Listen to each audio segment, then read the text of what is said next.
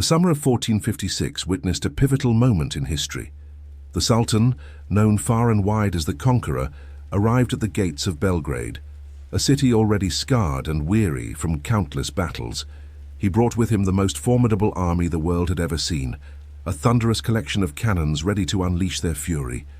Within the city's crumbling walls, despair hung heavy in the air, hope flickering like a dying ember. Yet, amidst the gloom, a forgotten general stepped forward, rallying a motley crew of peasants, priests and mercenaries, the last vestiges of resistance. They were vastly outnumbered, outgunned and abandoned by their king, left to face the storm alone. Outside, a seemingly endless sea of 100,000 Ottoman soldiers prepared to obliterate Belgrade from the map, to erase its very existence. But as the first cannonballs ripped through the ancient stone, something extraordinary began to unfold. The defenders, against all odds, refused to yield. A clash of faith and firepower ignited, and desperation transformed into fierce defiance. This was more than just a siege. It was a moment where a handful of heroes stood their ground against an empire, altering the course of history forever. To truly grasp the sheer impossibility of this victory, one must first understand the man who was leading the charge on Belgrade. This was no ordinary sultan. This was Mehmed II. Just 3 years prior, in 1453, he had achieved what many deemed utterly impossible. At the young age of 21, he had conquered Constantinople. For over 1,000 years, the city had stood tall, its legendary walls repelling countless sieges.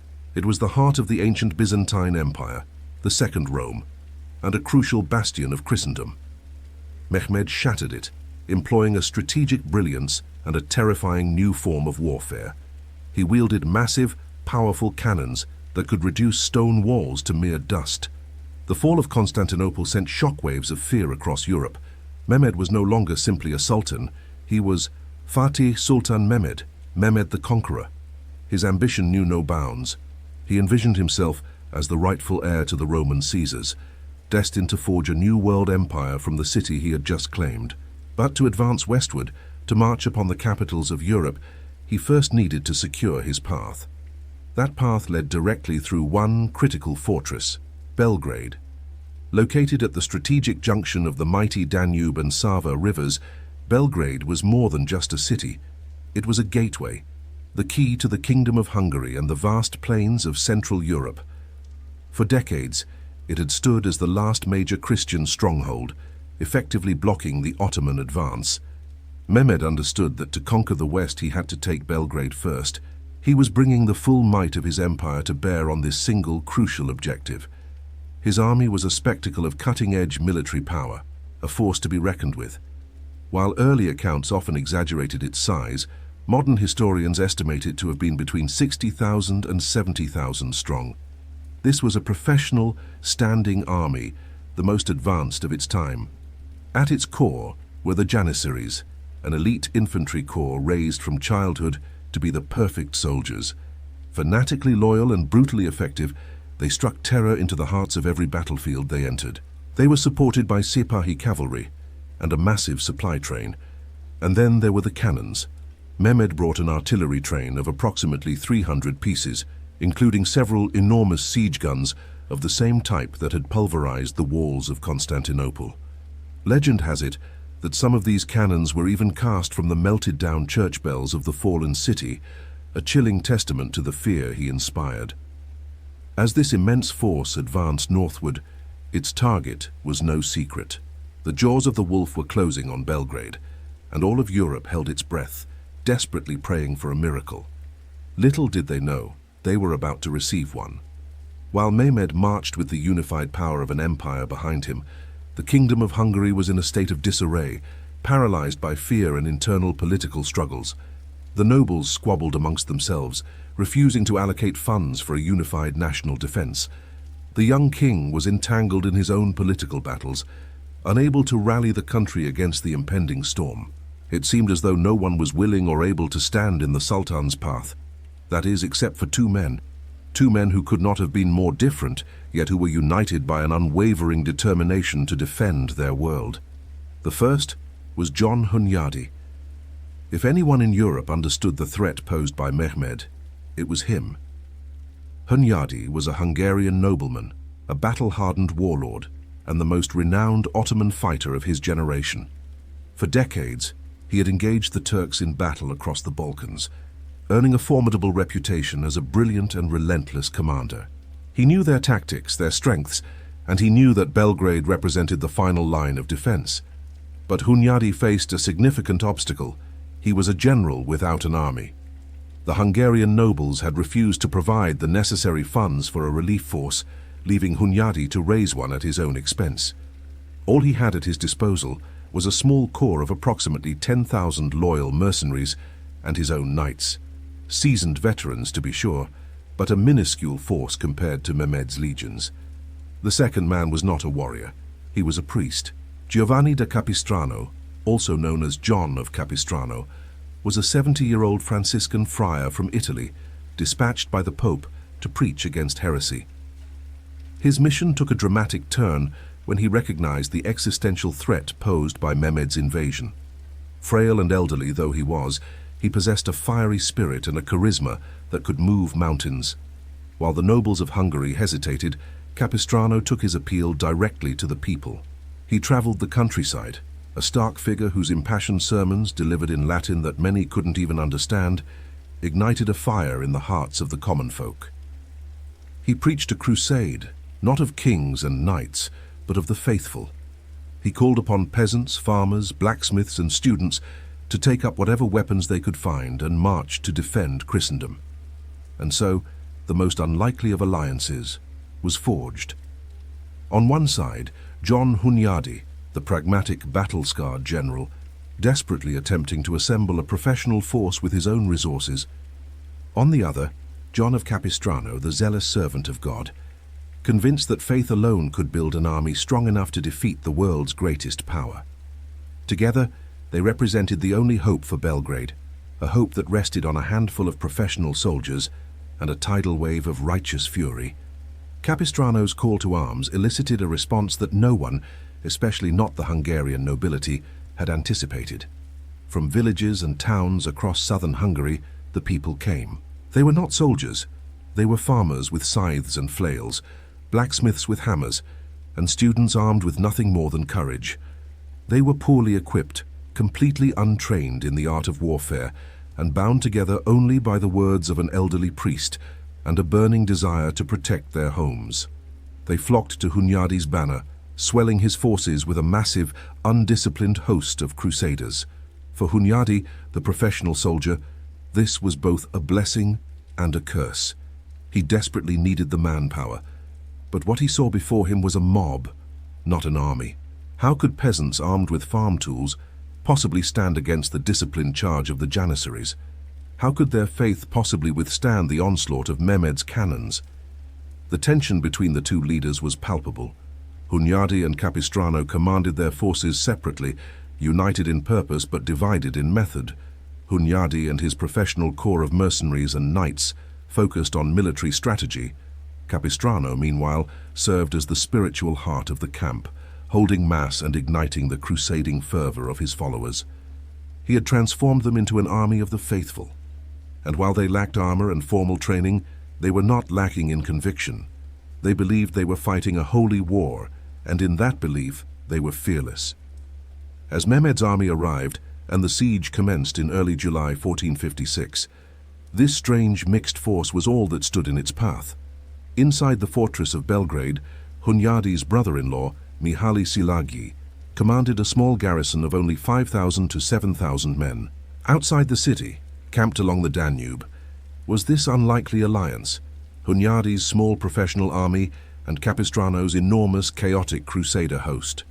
Together, their total force numbered between 25,000 and 30,000 men. They would have to weather the storm together. In the early days of July, the Ottoman army arrived. An Ottoman chronicler described their white tents stretching across the plains like a vast field of snow. The Danube River, the city's lifeline, was choked by an Ottoman fleet of approximately 200 ships, forming a blockade to prevent any relief from reaching the city.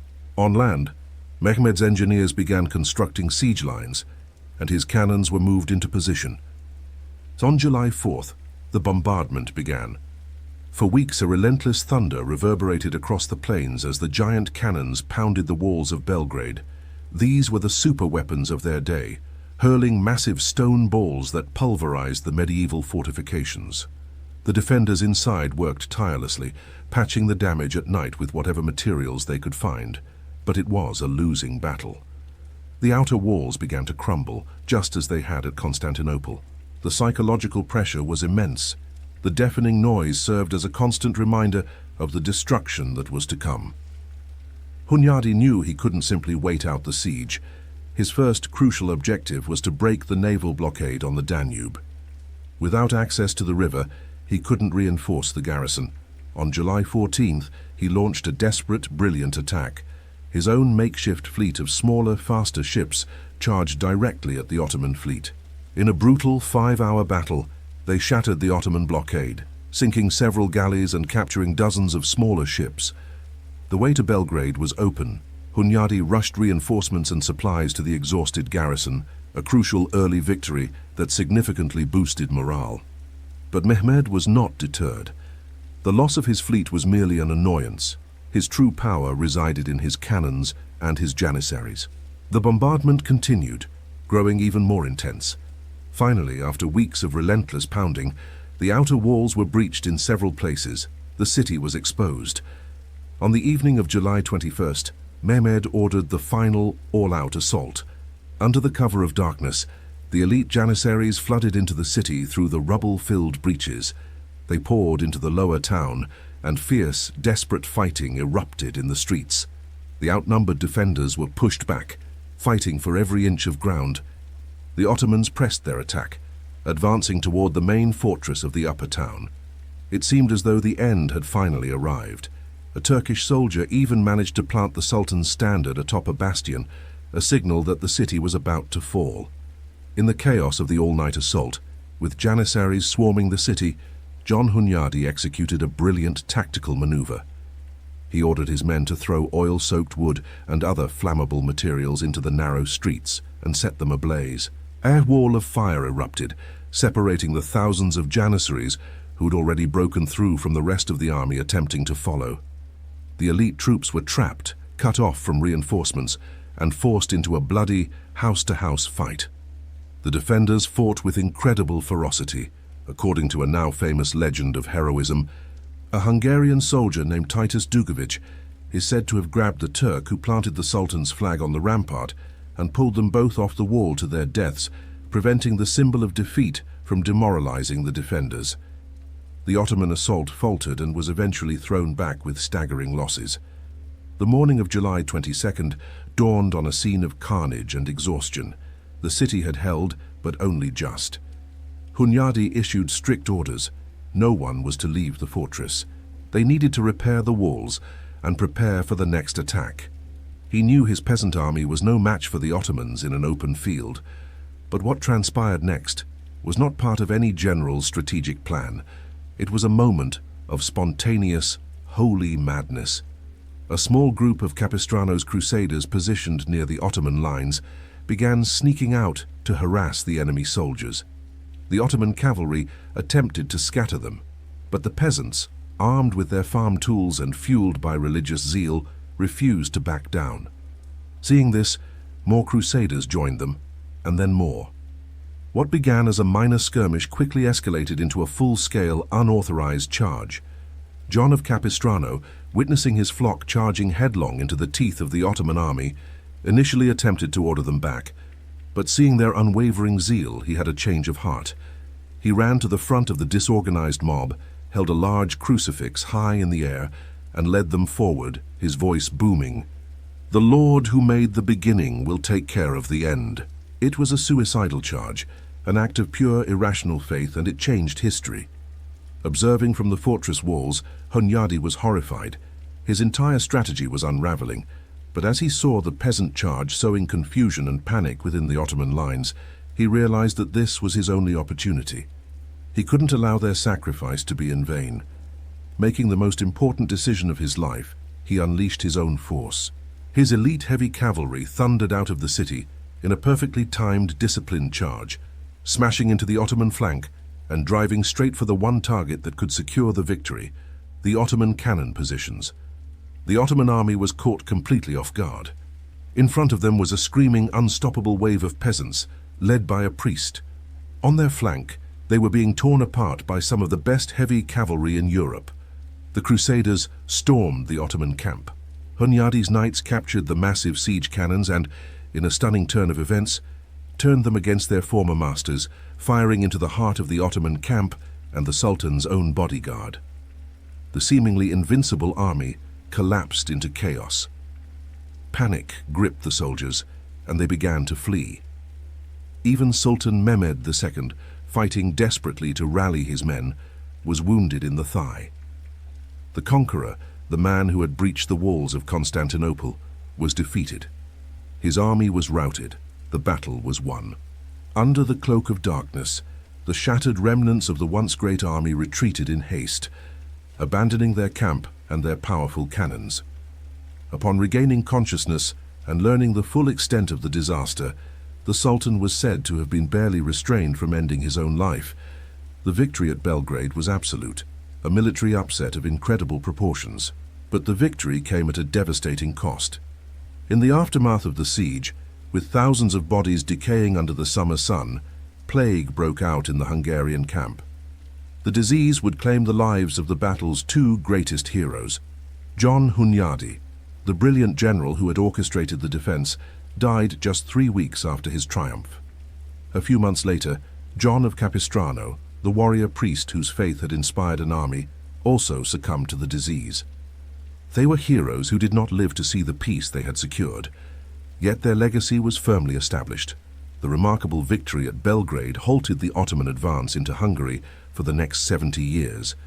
It stabilized the frontiers of Christendom and became a symbol of hope across the continent, demonstrating that the conqueror was not invincible. The news was met with unbridled joy in Rome. Before the battle, Pope Calixtus III had ordered the bells of every church in Europe to be rung every day at noon, calling for prayers for Belgrade's defenders. When news of the victory arrived, the ringing of the noon bell was transformed from a plea for help into a celebration of triumph. And so a tradition was born. The noon bell, which continues to ring in many Catholic and Old Protestant churches to this day, is a direct, living echo of that desperate, glorious summer day in 1456. It serves as a reminder, resounding over 5 centuries later, of how a veteran general, a passionate priest, and an army of farmers united by faith and courage confronted an empire and achieved one of the greatest military upsets in history.